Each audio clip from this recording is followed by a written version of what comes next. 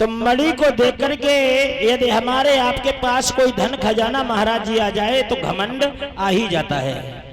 क्यों? गोस्वामी तुलसीदास कहते हैं कि प्रभुता लागी किने मधनाई और रवि पावक सुर सरती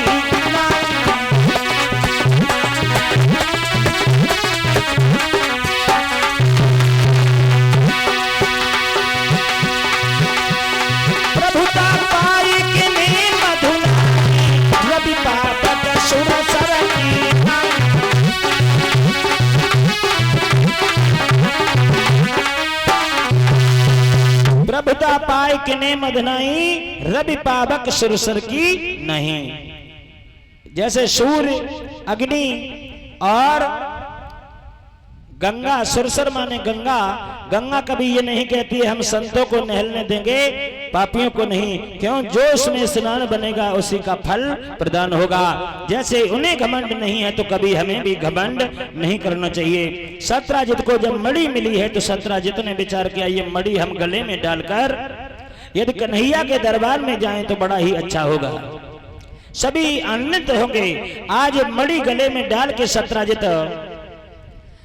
भगवान कन्हैया के दरबार में गया। भारी भीड़ लगी है। जैसे ही सत्राजित के गले में मणि की माला देखी तो सभी यदुवंशी आपस में बात करने लगे, देखो सत्राजित के गले में मणि की माला है, यदि ये मणि कन्हैया के गले में होती तो बहुत ही अच्छी लगती, सत्राजित को ये शोभा नहीं देती है।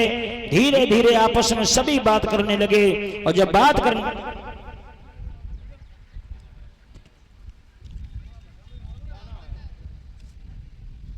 और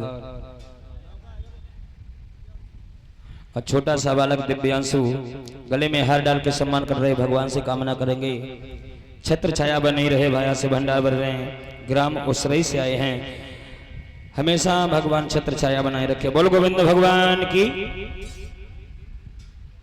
आज प्रेमी भक्तों, भगवान श्याम सुंदर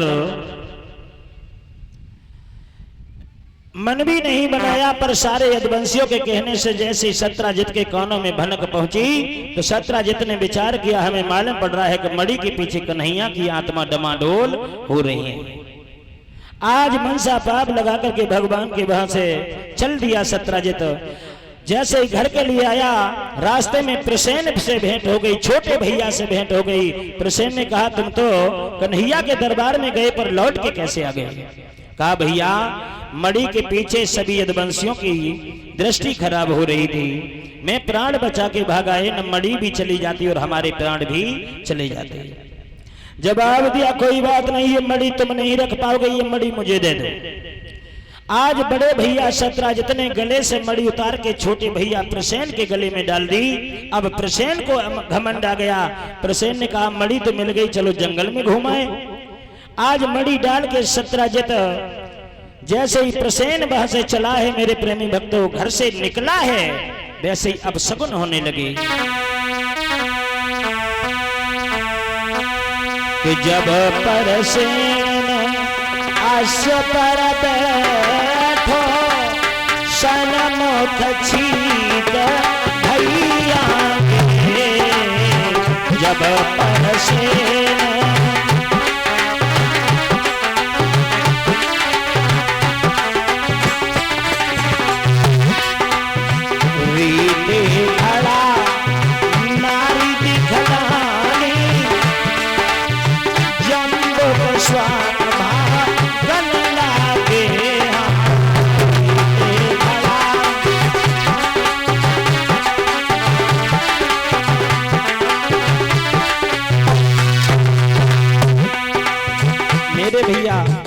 घर से हम आप कभी निकले तो ऐसे अब सगुन हो जाए तो सावधान हो जाओ।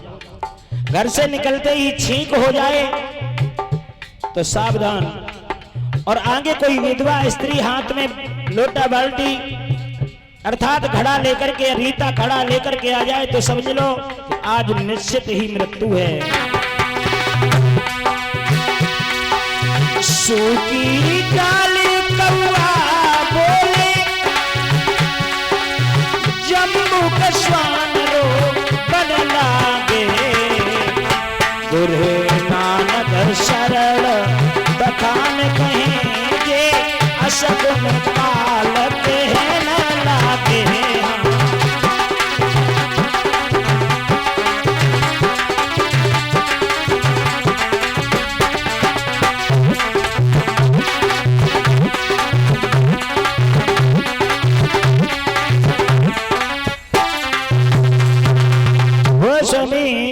हमारे पूज्यपाद गुरुदेव नानक सरदास जी लिख रहे हैं कि सन्मुख हो चलत जैसे ही अश्व पर बैठा है, जब प्रसेन अश्व पर बैठो सन्मुख छीक भई आगे, रीते घड़ा नार दिखलनी आगे चले सर्प भागे, सूखे पेड़ कागा बोले जम्मू को स्वान रोबन लागे, गुरु नानक शरण बखान कहें ये असगुन काल कहने लगे।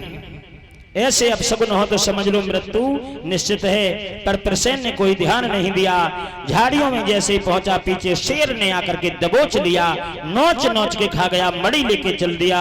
आज मड़ी लेके जैसे ही चला है तो आगे देखा तो जामवंत वही त्रेता के ऋक्ष राजा रहे हैं। जामवंत ने शेर का वध किया, मड़ी लेके जहां गुफा में जामवंती लेटी है वहीं जाके रख दिया। प्रकाश से खेल रही है, जामवंत लेट गई।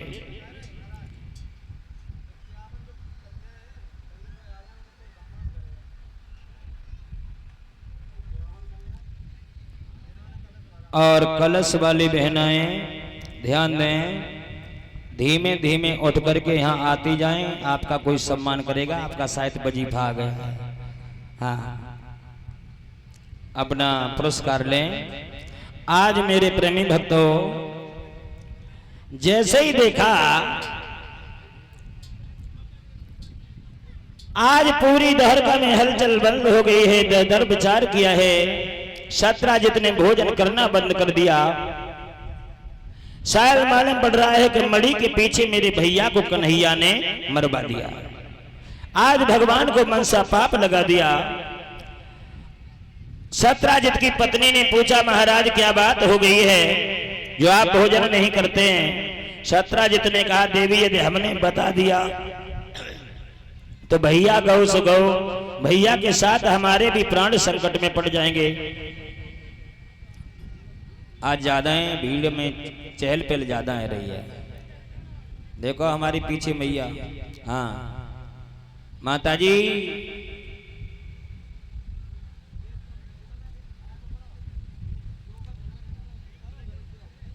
बड़े दिनों के बाद इकट्ठी है भाई ना। बोलिए भक्त सल भगवान की। आज मेरे भक्त प्रेमियों, पत्नी ने जवाब दिया, हमने कभी किसी की बात नहीं कही है, तुम्हारी हमने कभी किसी की बात बताई है।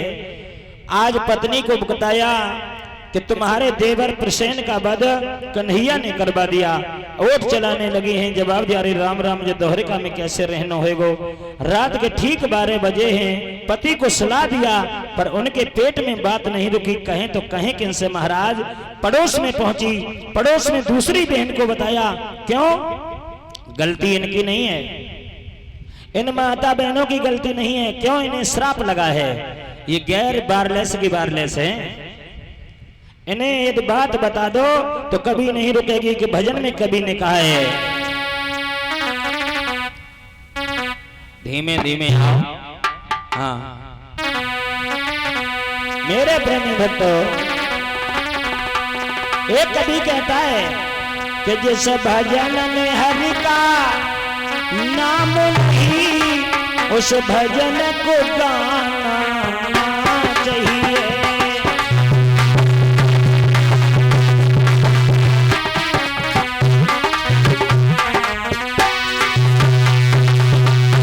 जिस भजन में हरि का नाम नहीं, उस भजन को गाना चाहिए।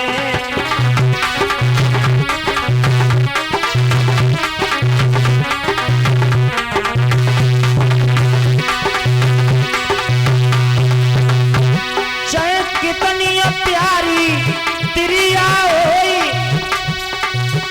भाई, बात बताना ना चाहिए। चाहे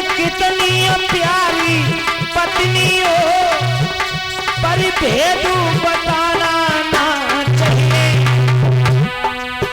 चाहे कितना दुश्मन भैया हो पर भेद छिपाना ना चाहिए।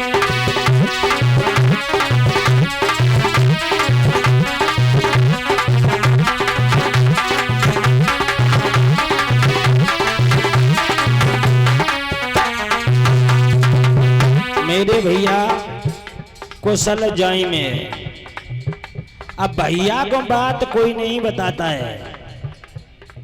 क्या बात है भैया?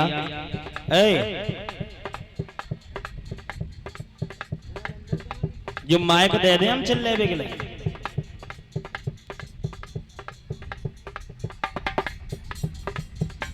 आज मेरे प्रेमी भक्तों, पत्नी को खिलाओ, सुंदर पहनाओ, अच्छा सभी कुछ प्यार दो, पर भैया भैया को बात नहीं बताएगा, पत्नी को बताया। पत्नी को बताओ ना कि बाने उठाओ फोन अपने घर।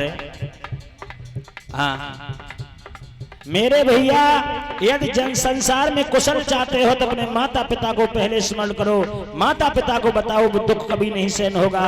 और तुमने यदि भैया को भैया नहीं माना, क्यों? जब लंकापति रावण का संहार भगवान राम ने कर दिया, राम भरत से मिले हैं। अब भरत से मिलते ही सुग्रीव पास में खड़ा था, आज जैसे ही विभीषण पास में खड़ा है और जैसे ही भरत का मिलना देखा है तो विभीषण रोदन